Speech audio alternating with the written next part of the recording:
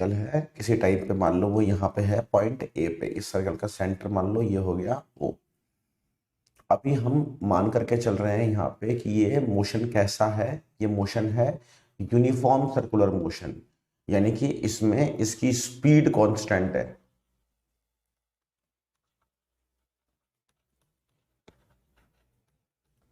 Speed constant है किसी भी जगह पे आप नाप, जैसे यहाँ पे अगर देखेंगे तो उसकी स्पीड कुछ इस तरह से होगी, उसकी वैल्यू v आएगी, तो जो वैल्यू है वो सेम रहेगी, लेकिन जो डायरेक्शन है वो तो अलग अलग रहेगा। तो अगर ए पॉइंट और बी पॉइंट दोनों पॉइंट्स पे अगर मैं उसकी वेलोसिटी को शो करूंगा, टेंजेंशियल आएगी वो। वैसे तो मुझे टेंजेंट को यू बनाना चाहिए था इस तरह से, लेकिन ठीक है। तो अगर मैं इसको वेक्टर में लिखूंगा तो मुझे अलग अलग वेक्टर लिखने पड़ेंगे, हालांकि दोनों वेक्टर्स का मैग्नीट्यूड सेम होगा। अगर दोनों के मैग्नीट्यूड की बात करूंगा तो दोनों का मैग्नीट्यूड सेम आएगा, उसको हम v मान लेते हैं। तो पहले मान लो ओरिजिनली वो पार्टिकल था किसी पॉइंट c पे, c से वो a पॉइंट पे आया, एंगल बनाया उसने थीटा, थीटा लार्ज एंगल है, और फिर वो a से b पे आ गया। अब यहाँ पे मैंने बनाने को बड़ा बना रखा है, लेकिन ये एंगल रियल में बहुत छोटा है, ठीक है, बहुत स्मॉल एंगल लिया है हमने यहाँ पे, ये डी थीटा।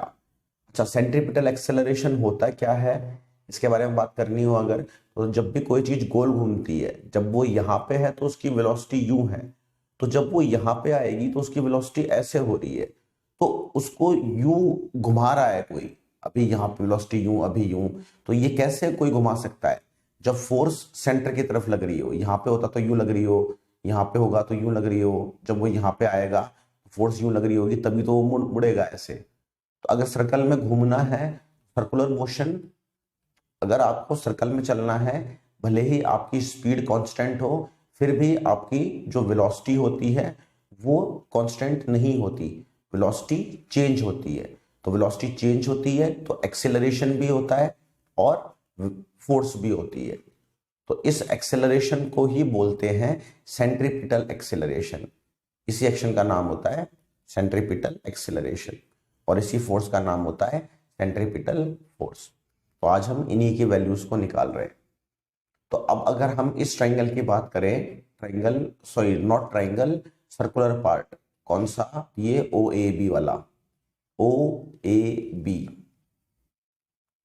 तो ओ ए बी, इसमें हम, या फिर सर्कुलर पार्ट को रिप्रेजेंट करने की अभी जरूरत नहीं है, पहले तो हम वेलोसिटीज को देखते हैं।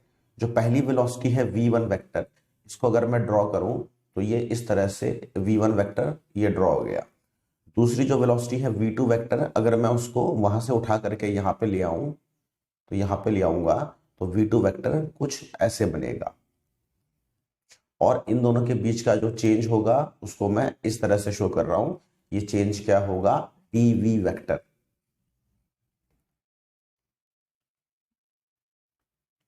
तो इस तरह से हम इस चेंज को शो कर सकते हैं।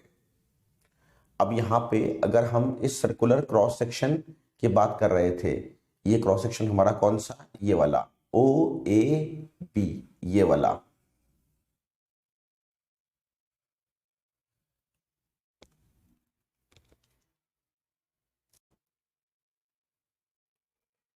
तो हम इसको एज अ सर्कल मान सकते हैं, बिल्कुल सर्कुलर पाथ की तरह।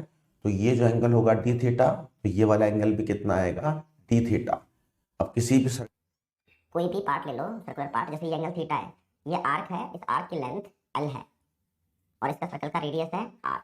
तो यहाँ पे आप ये फॉर्मूला लगा सकते हो कि जो ये थीटा है, अगर इसको आप रेडियन में कन्वर्ट करके लिख रहे हो तो ये बराबर होता है length of arc upon radius के। ये स्टैंडर्ड फॉर्मूला होता है, स्टैंडर्ड रिजल्ट होता है, बट थीटा रेडियन में होना चाहिए। तो यहीं पे जैसे अभी हमने बनाया था, तो हमने जैसे ये वेलोसिटी v1 थी, ये वेलोसिटी v2 थी। अब चूंकि दोनों की जो वैल्यू है, जो लेंथ है वो बराबर है, दोनों का मैग्नीट्यूड तो बराबर है, तो इसलिए, और ये था dv, तो हम ऐसे मान सकते हैं कि ये एक सर्कल का पार्ट हो गया, ये वेलोसिटी bv, ये वेलोसिटी bv, और ये जो पार्ट है ये हो गया dv, और ये एंगल है छोटा सा d थीटा। तो आप यहां से लगा दो फॉर्मूला। तो डी थीटा क्या होगा, length of arc DV upon radius यानी कि वी। तो यहां से हमको वैल्यू मिल गई डी थीटा की। डी थीटा की वैल्यू मिल गई तो उसके बाद अब हम ओमेगा की वैल्यू निकाल सकते हैं। ओमेगा की वैल्यू होती है D theta upon D T. Omega समझते होंगे एंगुलर वेलोसिटी होती है, एंगुलर फ्रीक्वेंसी भी बोलते हैं इसको।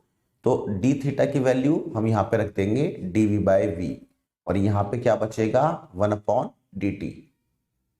अब ये 1 by D T, sorry D V by D T, ये क्वांटिटी इसको अलग कर लेंगे तो हमारे पास बचेगा D V by D T equals to velocity into में ओमेगा। और ये जो D V by D T है यही टर्म तो एक्सेलरेशन है, यही तो है सेंटीमीटर एक्सेलरेशन जो हमको निकालना था। तो ये जो term I D V by D T यही हमारा सेंटीमीटर एक्सेलरेशन है। इसकी वैल्यू आ गई हमारे, इसको ए सी लिखते हैं, इसकी वैल्यू आ गई वेलोसिटी इंटू में ओमेगा। अब वेलोसिटी और ओमेगा का रिलेशन ये पता होगा, velocity equals to omega into R होती है। तो या तो हम ओमेगा की वैल्यू रख दें यहाँ से, तो ओमेगा की वैल्यू क्या बन जाएगी v अपॉन आर। तो सेंट्रीपिटल एक्सेलरेशन इसकी वैल्यू बन जाएगी, ओमेगा की वैल्यू रख दी v बाय आर, तो ये बन गई v square by R. Centripetal acceleration का फॉर्मूला आ गया ये रहा v स्क्वेयर बाय आर। या फिर इसको ओमेगा के टर्म्स में भी रख सकते हैं, वेलोसिटी को रख दूंगा ओमेगा आर, फॉर्मूला बन जाएगा omega square R. Centripetal acceleration का फॉर्मूला दोनों तरह से यूज होता है। और सेंट्रीपिटल फोर्स निकालनी हो तो सेंट्रीपिटल फोर्स होती है मास इंटू में सेंट्रीपिटल एक्सेलरेशन, और सेंट्रीपिटल एक्सेलरेशन आया v स्क्वेयर बाय आर। ये इसको करने का एक तरीका है। इसको करने का एक वेक्टर वाला तरीका भी होता है, उसमें हम ट्राइंगल्स को सिमिलर प्रूव करते हैं, कभी लगेगा तो उस पर वीडियो भी बना दूंगा। थोड़ा ये प्रूफ थोड़ा सिंपल हो जाता है।